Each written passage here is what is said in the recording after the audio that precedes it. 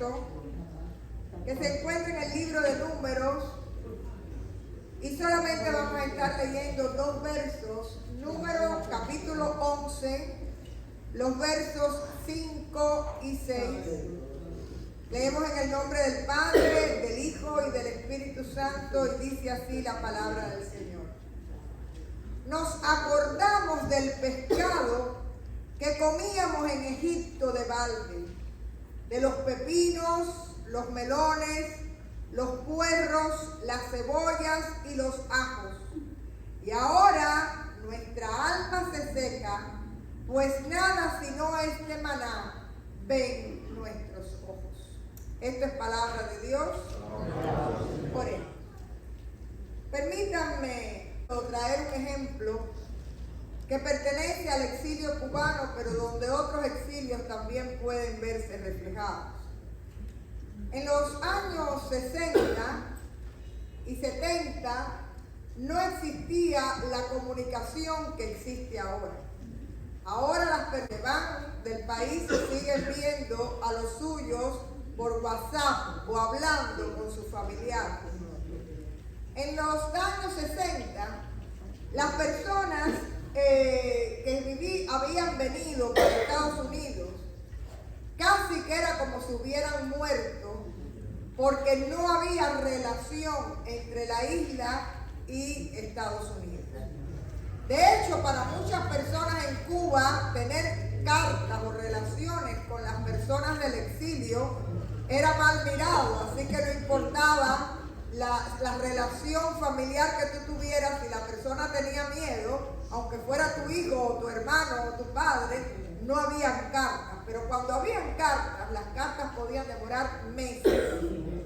Quiere decir que ese exilio muchas veces lloró a sus muertos en Cuba 3, 4, 5 y hasta 6 meses después cuando recibían la carta.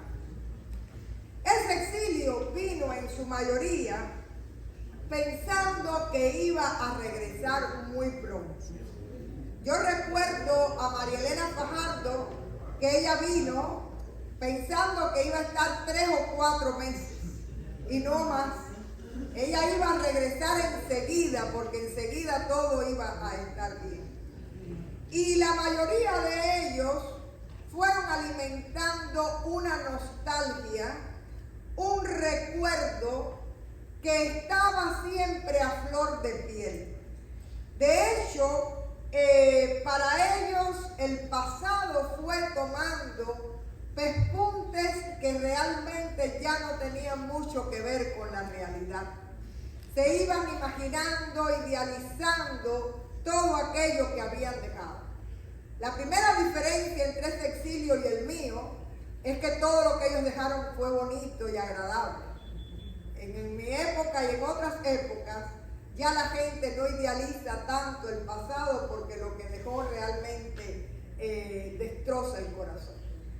Pero el recuerdo y la nostalgia nos juega chistes, ¿verdad? Y llega un momento en la década de los 70, por ejemplo, puede que los venezolanos, los nicaragüenses no sepan quién era un gusano en Cuba. Un gusano en Cuba era como una palabra despectiva. Allá está Tito, que es colombiano, tampoco sabe qué quiere decir eso. Pero todos nosotros somos gusanos aquí, según los cubanos. Todo el que no estuviera con el sistema y se iba de Cuba, le llamaban gusano. Este es un gusano, los gusanos de Estados Unidos. Pero llega el año 70 y de pronto los gusanos, la crisálida se convirtió en mariposa porque dejaron tener vuelos a Cuba. Y aquella gente le decían los vuelos de las mariposas porque habían salido siendo gusanos y ahora llegaban llenos de maletas, todo el mundo los recibía y se encuentran con aquello que ellos habían estado idealizando por décadas. ¿Qué le pasó a esa gente que fueron en aquellos viajes? Bueno, el choque entre la nostalgia y la realidad, el recuerdo y la verdad. Y por ejemplo, nadie se acordaba de que había moscas en Cuba porque no hay aire acondicionado central. Y entonces las moscas comenzaban a molestar. Eso no estaba en el recuerdo. Nadie se acordaba de que, por ejemplo, Jovellano, Carlos Rojas, Betancur, aquella es tierra colorada.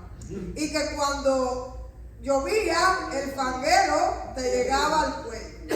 Nadie se acordaba de eso. Ni del fango de los caminos, ni del calor de agosto, durmiendo sin aire acondicionado y a veces sin luz, o caminando por el pueblo y subiendo las lomas de Matanza a pie en medio del calor. Nadie se acordaba de que las casas que eran de tejas, todos los años, invariablemente, cuando llegaba la época de lluvia, había goteras. Y a veces más de una. Quiere decir que usted ponía distintos calderitos y había todo un sonido, una música de las goteras cayendo, ¿verdad? Y una de las cosas que más le chocó a ese exilio que regresó fueron los baños sucios. Porque aunque tú los limpiaras, no había productos, no había cloro para poder limpiar los baños. Nadie pensó que el tiempo le había pasado cuenta a las propiedades, que las casas estaban despintadas, que las puertas de madera se estaban cayendo. Y ese fue el encuentro de la nostalgia con la realidad. Porque normalmente el recuerdo va idealizando, la añoranza va embelleciendo las cosas. Y realmente quiero contarles que la mayoría de las cosas que añoramos y recordamos ya no existen. Porque está el lugar, pero ya no está ni la misma gente, ni el mismo espíritu con que usted le daba las vueltas al parque con sus amiguitos. Ya los amiguitos todos estamos iguales y algunos ya no están. Entonces, que todavía hoy hay gente que vive con este porcentaje de nostalgia. Con los pies aquí, y la cabeza en nuestros países. Pero realmente vamos a partir de esta verdad de la nostalgia, que para muchos de nosotros ha sido una vivencia para adentrarnos en el texto de esta mañana.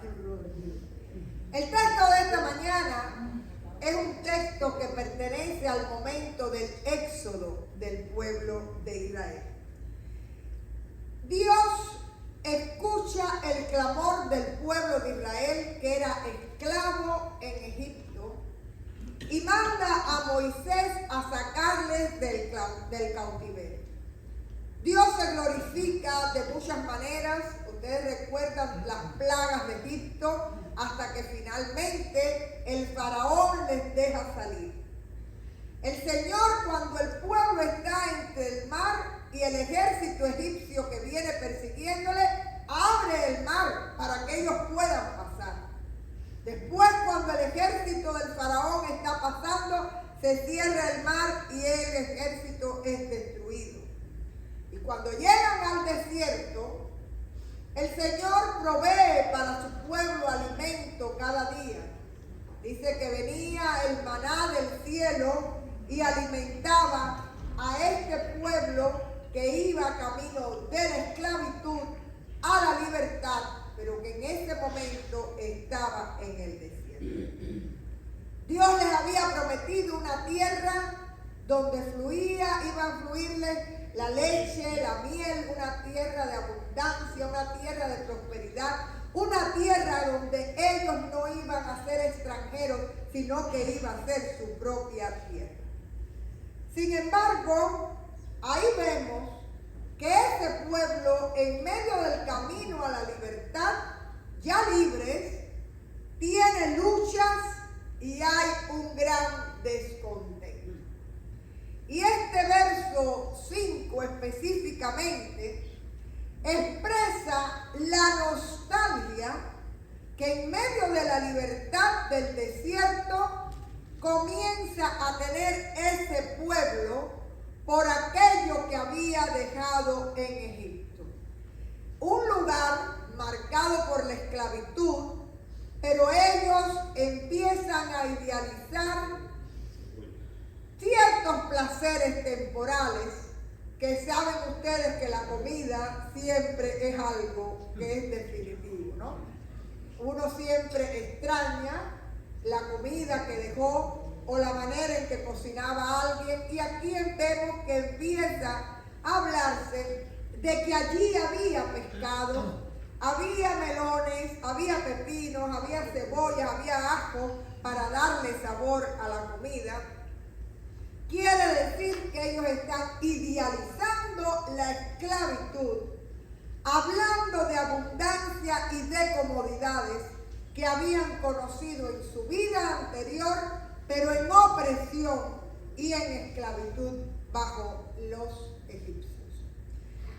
El pasado les traía nostalgia, que en este caso la relacionaban con la comida, y dice que ya no podían ver el maná que caía del cielo y que era un regalo de Dios.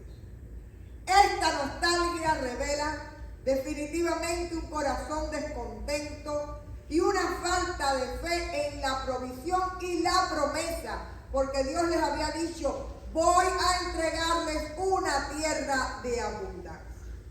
Pero ellos están, en vez de mirando a la promesa, mirando al pasado y anhelando Egipto, sin recordar el sufrimiento que allí vivieron, cómo clamaban a Dios para que los sacaran.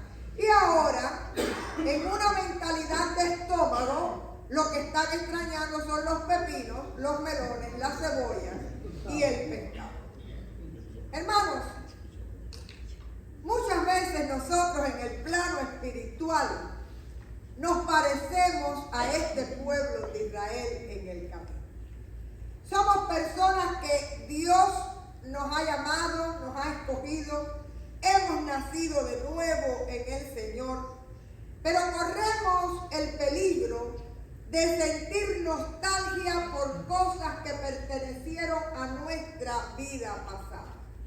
Ya sean amigos, ya sean costumbres, ya sean modos de vida.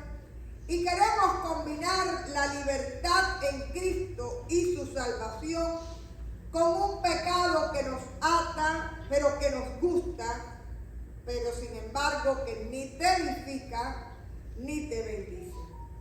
Es imposible que en el desierto tú puedas comer la comida de Egipto, como es imposible que en la luz tú puedas vivir conforme a la comunidad. Así que la primera idea que quiero dejarles es que cuánto poder tiene en nuestra mente la nostalgia, la añoranza, los recuerdos de nuestra vida pasada, que pueden llegar incluso a impedirte avanzar y a impedirte ser agradecido por lo que Dios te ha dado, por lo que tienes y por las bendiciones que disfrutas en cada momento. Y aprender a mirar adelante confiando en la nueva vida que Cristo nos ha dado, en el proyecto liberador del Señor para nuestras vidas, con fe y esperanza en sus promesas. Porque esos deseos y esas añoranzas normalmente son engañosas, como le pasó al exilio de los 70 cuando regresó. Habían idealizado la realidad. Y nosotros también muchas veces recreamos nuestra mente conforme a nuestros intereses y nos construimos mentiras en nuestra mente. Pero lo importante es que nosotros estemos conscientes de que hay que renovar primeramente la mente conforme a la mente de Cristo, y después todas las actitudes, todas las acciones, toda la gratitud, toda la paz, todo el gozo que Cristo produce puede tener lugar en nuestro corazón. Voy a compartirles un texto clásico en Efesios 4 a partir del verso 22. En cuanto a la pasada manera de vivir, despojaos del hombre viejo que está viciado conforme a los deseos engañosos. Quiere decir, suelta el pasado, suelta la antigua manera de vivir y renovaos en el espíritu de vuestra mente y vestidos del nuevo hombre creado según Dios en la justicia y la santidad de la verdad. Quiere decir que para tú vestirte y renovarte en Cristo Jesús, lo primero que hay que cambiar, ¿qué cosa es? La mente, la forma de pensar. Y es tan importante porque muchas veces la mente es la que te lleva esclavo, te lleva cautivo, tus pensamientos se te van atropellando. Tú tienes que traer esos pensamientos a los pies de Cristo y llenar tu mente de la voluntad, del propósito, de la promesa, de lo que Dios quiere para tu vida en Cristo Jesús. Sigue diciendo en el verso 25, Efesios 4. Por lo cual, desechando la mentira, hablad verdad cada uno con su prójimo, porque somos miembros los unos de los otros. Airaos, pero no pequéis. No se ponga el sol sobre vuestro enojo. Si ustedes se dan cuenta, van a empezar a mencionar cosas que pueden ser de nuestra vida pasada y que debemos renovar en Cristo. Ni deis lugar al diablo. El que hurtaba, es decir, el que roba, no robe más, sino trabaje, haciendo con sus manos lo que es bueno para que tenga que compartir con el que padece necesidad. Ninguna palabra corrompida salga de vuestra boca, sino la que sea buena para la necesaria edificación, a fin de dar gracias a los oyentes. Y no contristéis al Espíritu, no entristezcan al Espíritu Santo de Dios, con el cual fuiste sellados para el día de la redención. 4 ideas que quiero que se queden con este texto. Lo primero, despojarse de lo viejo, renovar la mente. Lo segundo, no darle lugar al diablo. Lo tercero, en nuestra mente, porque todo pecado y toda inquietud y todo aquello que no viene de Dios nace primero en tu mente. No le des lugar al diablo. Y por último, no entristezcas nunca al Espíritu Santo. ¿Cuál es el segundo elemento que quisiera tratar con ustedes? El primero que tratamos fue la nostalgia, cómo a veces es mentirosa y a veces nos ama, ¿verdad? En vez de ayudarnos a avanzar. El segundo elemento que quisiera traerles es el lugar donde se desarrolla el evento. Ellos están en el camino. El camino trae 3 momentos. La esclavitud de Egipto, la tierra prometida y en el medio está el desierto. En este momento, cuando ellos están hablando, dando las quejas delante de Dios y delante de Moisés, ellos se encuentran en el desierto. Así que el desierto no lo podemos idealizar, puede ser el presente. Es un tiempo difícil, es un tiempo de frustración, pero es un tiempo que tiene la característica de que te acerca a Dios. Todos nosotros en nuestra vida hemos tenido tiempos de desierto. El tiempo de desierto puede resultar tedioso y dice aquí el texto que te seca el alma. Sin embargo, ese pueblo nunca estuvo más cerca ni más dependiente de Dios que mientras estuvo en el desierto. Quiere decir que en el desierto tú tienes que aceptar todo lo que viene de Dios porque tú no tienes nada. Y sencillamente va a venir del cielo el maná, va a venir de la roca el agua, va a venir las codornices para que puedan comer carne. Pero ninguna de esas cosas las pudieron producir ellos. Todo fue dependiendo absolutamente de Dios. Y a veces nosotros tenemos que atravesar desiertos en la vida. Y este desierto es el que te enseña a esperar en Dios y a descansar solo en el poder de Dios. Porque desgraciadamente, cuando todas las cosas nos van bien, muchas veces no nos acordamos de Dios. Así que el desierto nos hace humildes, nos enseña a renovar nuestra mente, nos enseña a depender del Señor como el niño depende de su padre y espera su provisión. En el desierto nosotros aprendemos a vivir en la esperanza que trae la fe, porque en el momento no lo tienes, estás esperando, estás pidiéndole al Señor, pero sabes en quién confías y esperas en Él. Aprendemos también el difícil ejercicio de orar sin mandar a Dios, porque esas son nuestras oraciones. Señor, haz esto, Señor, haz lo otro, Señor, haz lo otro. No, nosotros no le hacemos listica de mercado al Señor. Cuando tú estás en el desierto, tú esperas a ver el rostro del Señor, a descansar en Él y a que sea su voluntad. Ya tú no puedes hacer más nada. Y ahí tú dices, Señor, en tus manos, lo que tú quieras, lo que tú decidas. Y ahí tú descansas plenamente en el Señor. Esta segunda idea que quiero dejarles es que no tengamos temor a los desiertos de la vida. Porque tal vez nunca antes hayamos estado tan cerca y tan dependientes de Dios, esperando su provisión y esperando su dirección en todo momento. Que no nos asusten los desiertos, porque son los momentos en la vida en los cuales uno puede crecer en Cristo y fortalecerse como criaturas salvadas por la sangre del Señor. Pero antes de terminar, les quiero subrayar un verso que le dio el título al sermón. Llamé el sermón Un alma seca.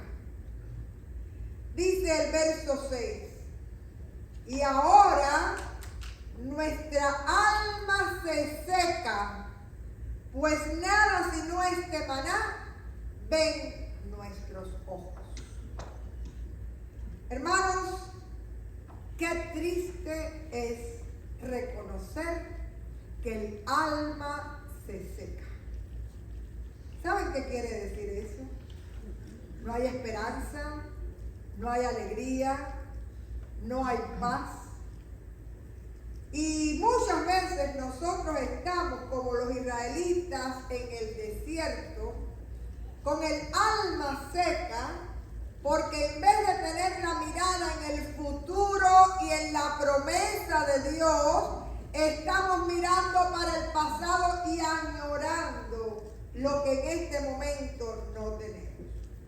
Olvidamos entonces, en ese momento de desierto, reconocer las maravillas de Dios, reconocer la obra de provisión de Dios, reconocer su fidelidad, porque no era que los israelitas no tuvieran comida, es que ellos querían a la carta, pedir.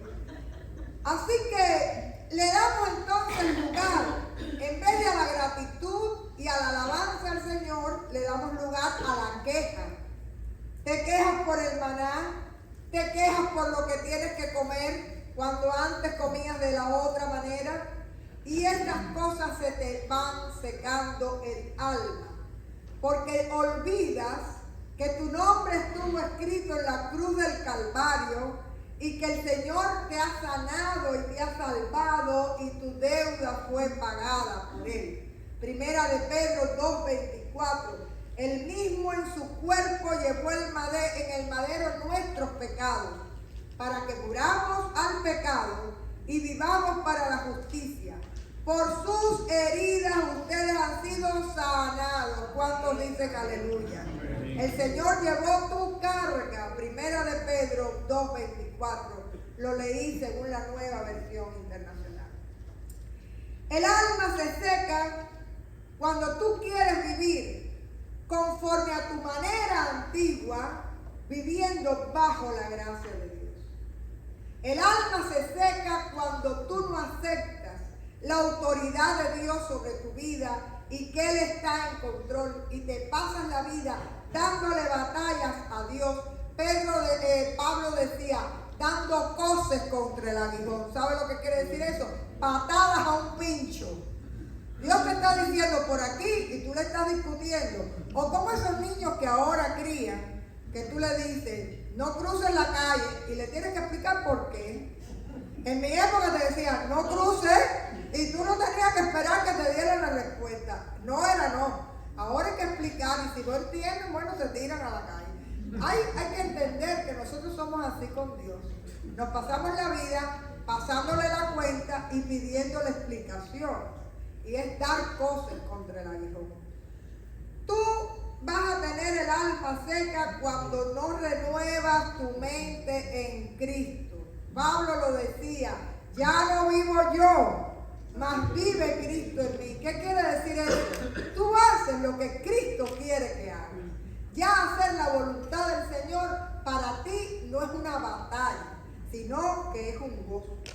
Tú secas tu vida y tu alma cuando la queja, la excusa, la lástima, la autoconmiseración. ¿Saben qué es eso? Pobrecito yo, ¿no? Ay, a mí me pasa todo, ay, a mí no es esto. No, yo no hice nada malo, lo que pasa es que todo el mundo está mal y yo soy el único que está bien, ¿no? Ustedes saben que eso es una actitud ante la vida.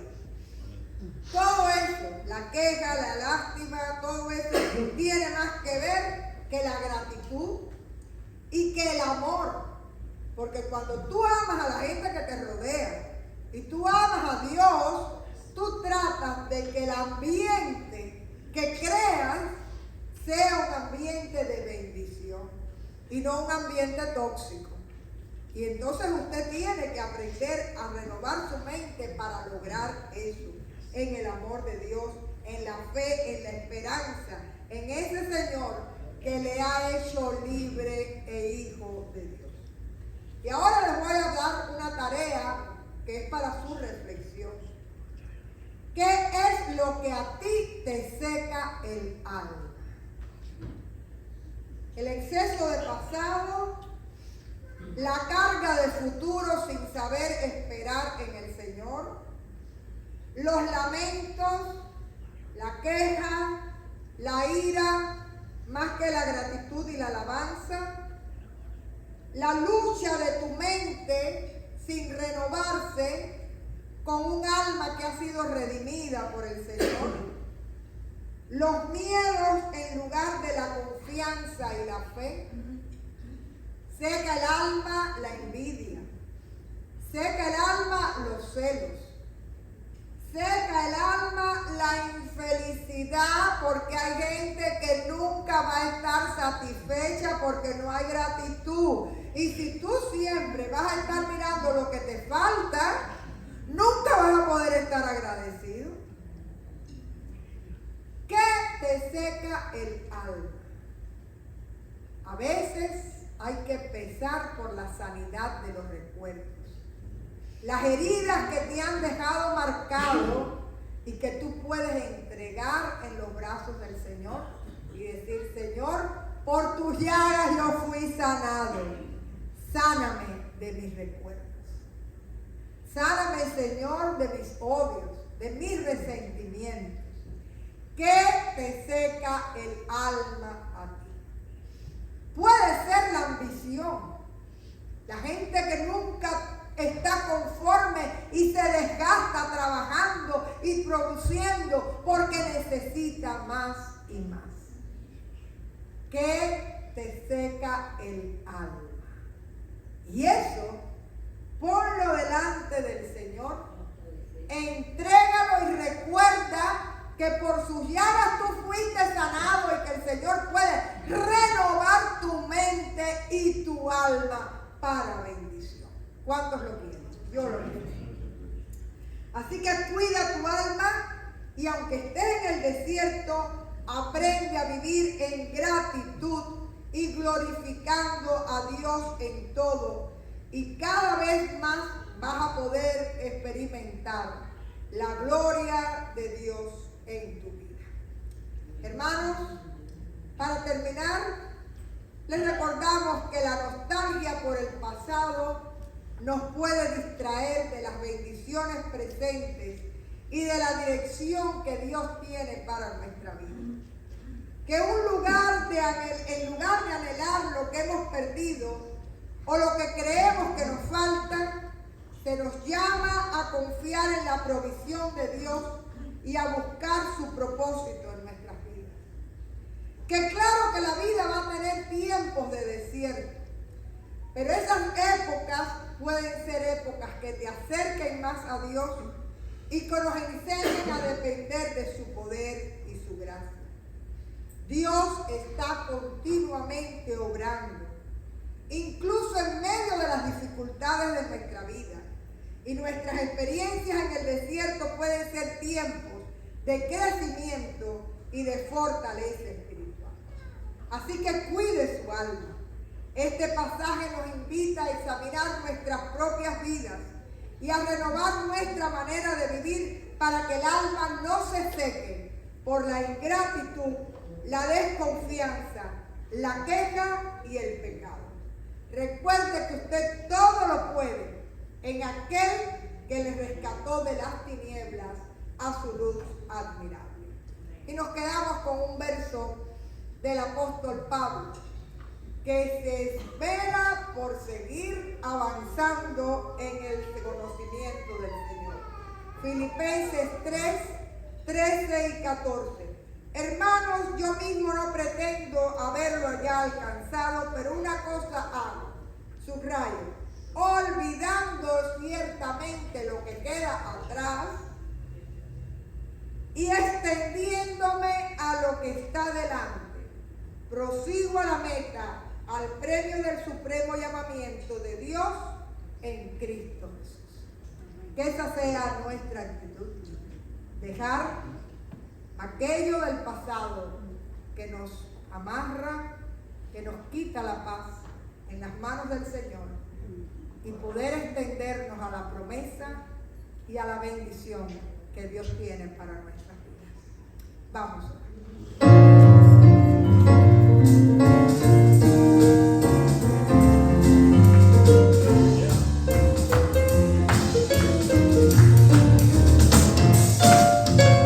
¿Quién es el santo?